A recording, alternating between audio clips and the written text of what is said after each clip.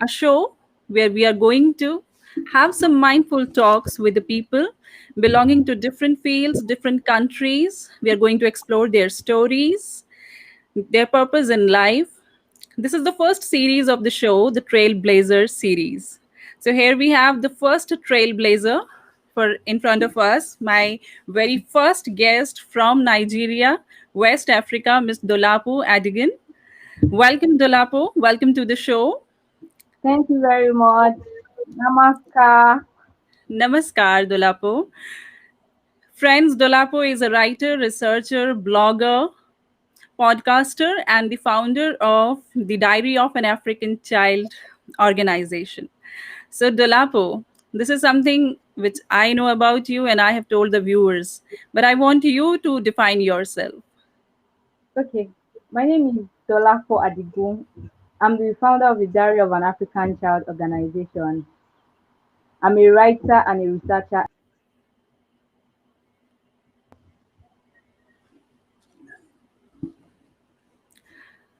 I think there is some network issue with Dolapo. Dolapo, are you able to hear me? Yes, I can hear you clearly. Okay, yeah, we are able to hear you. Please go ahead.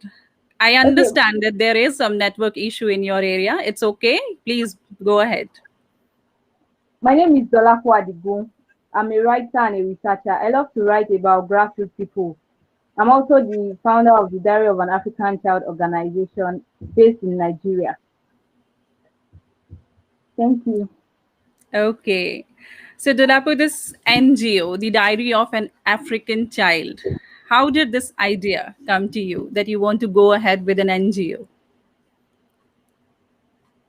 Okay, since when I was a child, okay, let me just start from my background.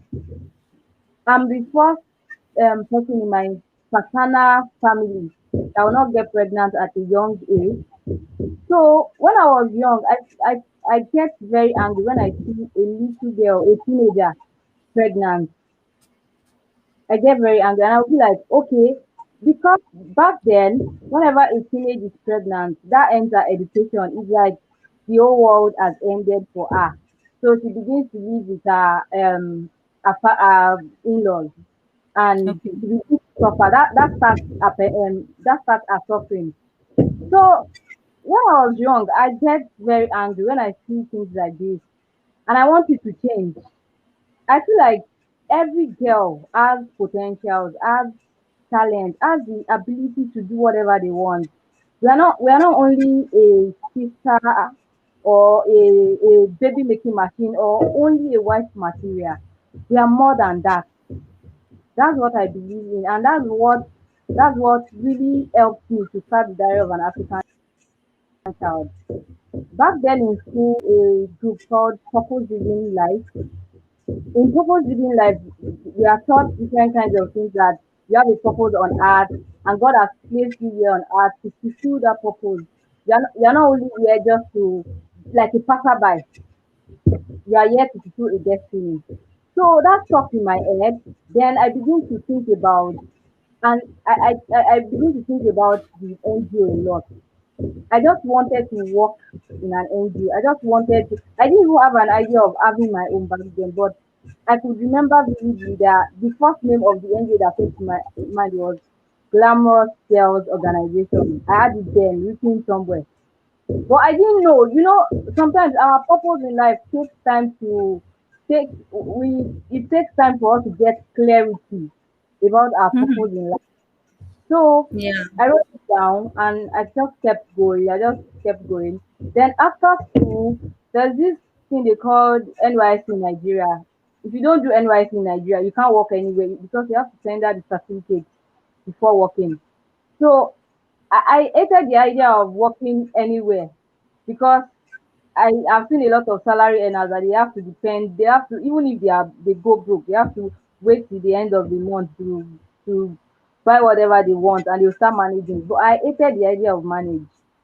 Yeah. So after NYC, I had saved some money. I didn't even want to Mhm. work anywhere. I've saved some money to start my business. I started the business, but in startup business, you need a lot of courage to do it. People started owing, and I could not cope. And I got tired. I think I did it for like 2 years. I got tired of it, and I said to myself, I'm leaving my hometown. So I had a friend in Federal Capital Territory, Abuja. I told her, please, can I come and stay with you? I want to leave my hometown. So that's how I Mhm. left. That's how I left my hometown. But Right. after the business did not work, I had the mind of starting my own NGO because I don't like anything like rape or gender-based violence. I wanted to provide a solution to it. I wanted to see a way how we can curb all these things in our society. So I just kept applying for NGO jobs, any NGO jobs I saw. I just kept on applying for it, but they didn't come through. So one day I was just searching on Facebook. I saw an organization was holding one movie premiere, and I decided to just let me just go and see what they are doing. So I went there. I met the founder of the organization, and I told her that, excuse me, ma, I would like to volunteer for your NGO. She now said, okay, okay. She gave me a number and sent. She said, okay, send your CV to me. I sent my CV to her, and I kept chatting her up. I kept following up, and one day she just sent me, okay, that was last year. Then COVID-19 started. Nothing, everything just stopped. Everything on the pause. So she now sent a link to me that you could even do this, spending the time you get a better offer. It was this African Union hustlers that they would train you to do a particular project. So I applied for it. I sent it. I I just said, okay, let's just see how this will work. So they had this conference on Zoom. This conference was supposed to hold in South Africa, but because of Corona, it could not hold. So they had the conference on Zoom. So I joined. Then afterwards, we created a WhatsApp group. That's so many African countries there. So I met this young lady from Kenya. She had Okay. an old NGO. She's just my contemporary. And I was like, whoa, see my mate. So, I just approached her. Hello, Valerie. I've always wanted to do my own NGO. Please, can you help me with it? She just told me that just start. And that night, it was as if, when God is just talking to you, it was as Yeah. if God was just talking to me at that point. I could not sleep. I was restless. I said, okay. She said, just start. Okay, after the glamour, sorry, I forgot to mention this. After the Glamorous Girls organization, I had changed it to Diary of a Girl Child. So when she spoke to me, I was like, okay, which name should I even change it to now? And I said, okay, the Diary of an African Child is most appropriate because the boy child also deal with gender-based violence and all, and they also need empowerment because they are often left behind. So that's how I just started, and that's how the Diary of an African Child began last year. Wonderful, wonderful. So I was reading your blogs the other day. I would like to tell the viewers that Dolapo writes beautifully, and we'll be like posting the link to her blogs in the comment box where they can also go and explore the blogs. She mainly writes about the grassroots Nigerian people, the plight of the people who are like uneducated. They do not have like proper food or shelter to live in. So not only Dolapo is not just worried about the African people but also like humanity in general. So the other day I thought that she is only focused about the African people, but she corrected me that no, it's not only about the African people at the grassroots, but also the humanity, the people around the world. So in her blogs, I read about her story that she felt like a wanderer. She did not know what her life purpose was. So she was, as she was now also mentioning, she was getting she was having this different types of tempers. She was getting angry sometimes. She did not know. She did not have any vision. But then she had the faith, the belief, and that helped her to achieve her dream. The ultimate dream she had was to help the humanity, and this was what she got through this NGO of hers. And in her podcasts also,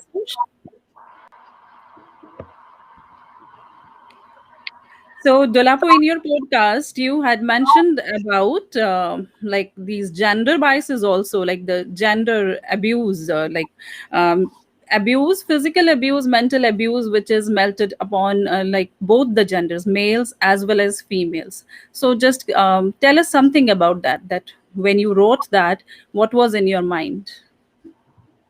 Okay, we already know what is going on in the world.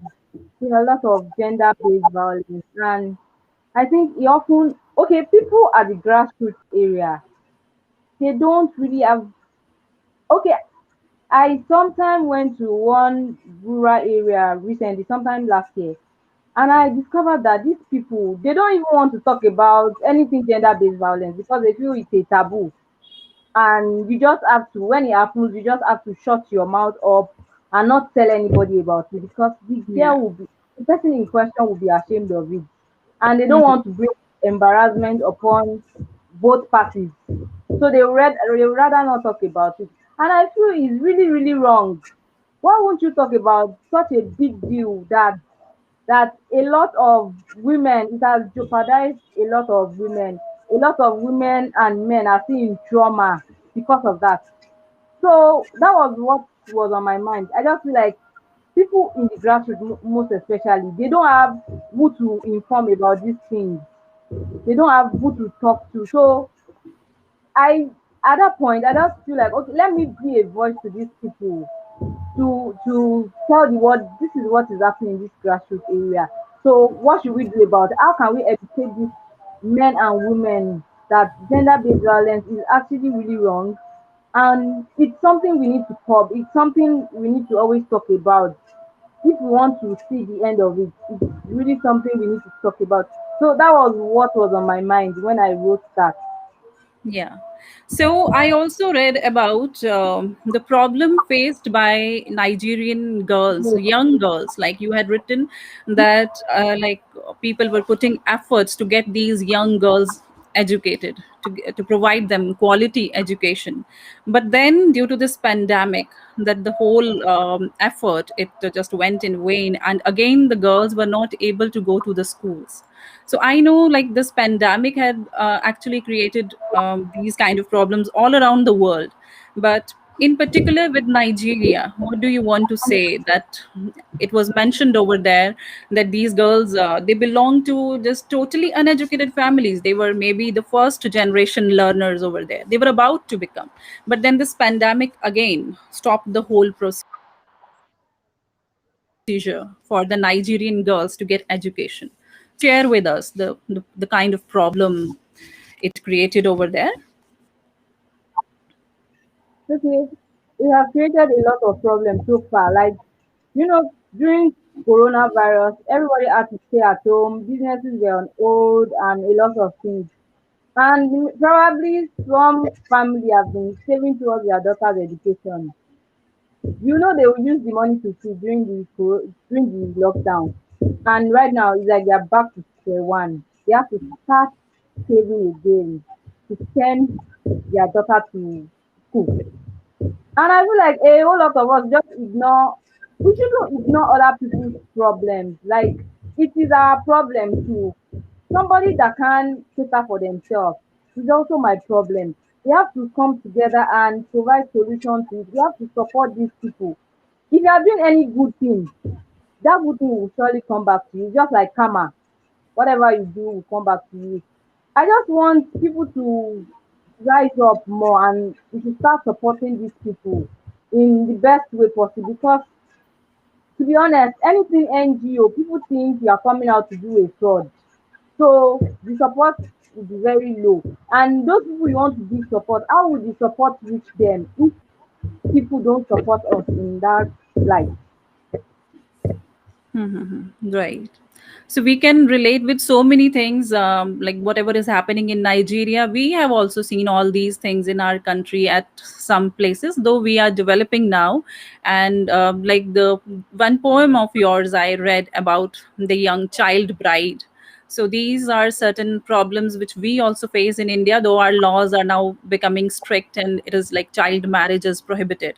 But it means it is happening in Nigeria also. So tell me something about that poem of yours about the child bride. It means you are like going through these problems in your country, and then you are the one who's minutely observing everything. I want you to just explain that too. Friends, I think we have got disconnected with my friend Adigan. So let me just reconnect. The network. And network is the issue. I do understand that, but I really wish you to like put your story in front of the world. I know these technical glitches can happen anytime, but you are a person with fantastic vision and mission.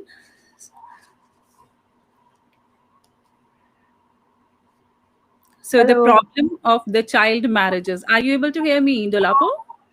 Yes, I can hear you clearly, loud and clear. So the Okay. child marriage poem that I wrote, I'd read a poem about a child bride in Nepal, like okay, not so many years ago, before I wrote that poem. So there was an assignment on um what's it called? Yes. So I had to just pour that down because in the northern part of Nigeria, this child marriage is still existing. Like you see a man of like 70-year-old marrying a 13-year-old girl just because the family of the girl wants to fend for themselves and they don't have any other option than to sell the girl technically. Me, I believe they are selling the girl to the man so that they can fend for themselves. And this is really not nice because what about the future of that girl? What about her pains?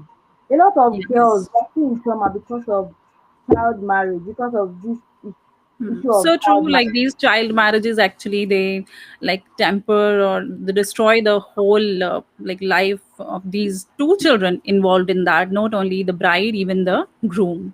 Very rightly said by you, Dolapo. Dolapo, thank you so much for joining me for this show. I can really understand the problem, the kind of internet network facility available over there, but still you agreed to come and discuss things with me. I'm very thankful to you. We'll be posting the link to your blogs in the comment box so that people can actually explore. Today, due to this network issue, they could not like see you properly, but at least like your message to the world. So, viewers, I just want to request you to go through the blog of Dolapo Adigun. She's a person with like extremely fantastic vision. She wants to do a lot for the Nigerian girls, women in particular, and she's doing that also. She's very young and she's involved in different in different fields, just to bring the people at the grassroots to some level where they can lead a good life. Thank you so much, Dolapo. And I hope that we'll have one more show with you some other time so that we can actually understand your vision in a proper way. Thank you so Thank much for you. joining me, Dolapo. Thank you so much for having me. Thank you. Thank you so much.